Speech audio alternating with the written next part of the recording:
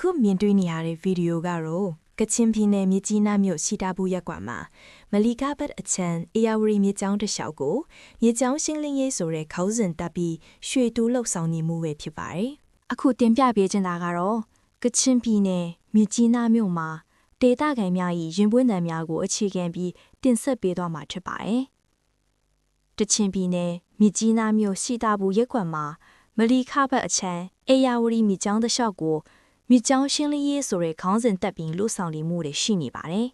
။ဒေသခံတွေရဲ့အဆိုအရတော့ကိုကျိုးစည်းကွာအတွက်မြစ်ကြောင်းကိုမြေလံဖက်စီးနေတာတွေကိုမြင်တွေ့နေရတယ်လို့ဝမ်းနည်းစွာနဲ့ဆိုကြပါတယ်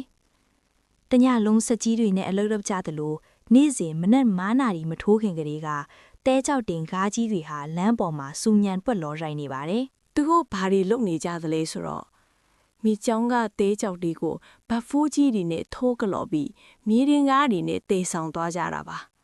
အဲ့ဒီနောက်သတ်မှတ်နေရမှာရွှေကျင်ယူကြပြီးရွှေကျင်ပြီးသားတဲကြောက်တွေကိုတော့စောက်လုပ်ရေးလုပ်ငန်းတွေစီပြန်လည်ရောင်းချနေကြတယ်လို့ဒေသခံတွေကဆွဆွေးပြောဆိုထားပါတယ်ဒီလုပ်ရက်တွေကြောင့်မြေကမ်းနားမှာနေထိုင်ကြတဲ့ပြည်သူတွေဟာစူးရွားတဲ့အကျိုးဆက်တွေကိုခံစားနေကြရပါတယ်ပထမဆုံးအနေနဲ့ဘယ်တော့မှရေမခမ်းဘူးတဲ့ရေတွင်းတွေအားလုံးခန်းချောက်သွားခဲ့ရပါတယ်။ရေပြန်ရဖို့အတွက်တွင်းနတူးပြီးလီလက်မရေပိုက်ချက်ရတဲ့အတွက်ကုန်ကြစည်ကအနည်းဆုံး740လောက်ရှိနေပါတယ်။ဒီစည်းကိုဘသူကတာဝန်ယူဖြည့်ရှင်းပေးမှလဲလို့ဒေသခံတွေကမေးခွန်းထုတ်နေကြပါတယ်။ဒုတိယအချက်ကတော့ကျန်းမာရေးပါ။နေ့တိုင်းဖုန်တွေရှူနေရလို့လူကြီးကနေကလေးအထိချောင်းဆိုးရင်ကျက်ပြီးအဖျားပါတက်တဲ့အထိနေထိုင်မကောင်းဖြစ်လာကြပါတယ်။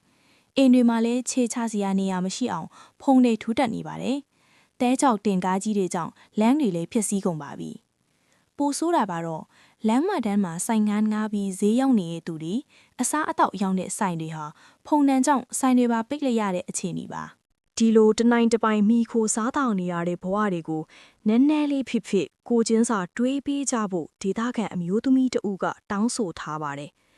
စေတနာတန်တန်နဲ့စီကန်းတကြလွတ်ကင်ကြမယ်ဆိုရင်ဒေသခံတွေအနေနဲ့ဒီလောက်အထိအခက်အခဲဖြစ်လာစရာအကြောင်းမရှိပါဘူးအခုတော့တာဝန်မဲ့လောနဲ့လွတ်ရက်တွေကြောင့်ပြည်သူတွေဟာဘေးချက်နံချအခြေအနေနဲ့ရင်ဆိုင်နေရပါတယ်အစိုးအကောင်းကိုပြည်သူတွေကအကုန်သိမြင်နေကြပါတယ်မလို့တာလို့သာငင်းခံနေရပေမဲ့တရားမျှတမှုတနည်းရလာမယ်လို့ယုံကြည်မျှော်လင့်နေကြပါတယ်ဒီလိုဥပဒေမဲ့တူးဖော်နေတဲ့နေရာဟာလက်ရှိဝန်ကြီးချုပ်အိမ်နဲ့လမ်းလေးတစ်လမ်းတာယိုလေးတစ်ခုပဲခြားတာမှာပြီးတော့ဒီအကျိုးအမြတ်ထဲမှာအာနာရှင်ကိုထောက်ခံပေးနေတဲ့ lobby တချို့တောင်ပါဝင်ပတ်သက်နေတဲ့ဆိုတာအထင်ရှားပါပဲ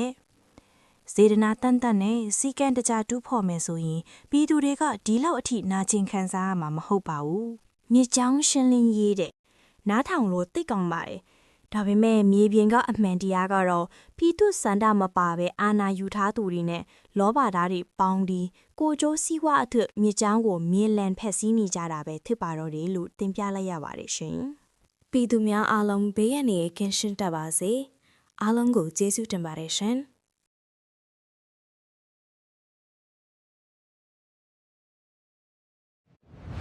This is the voice of truth.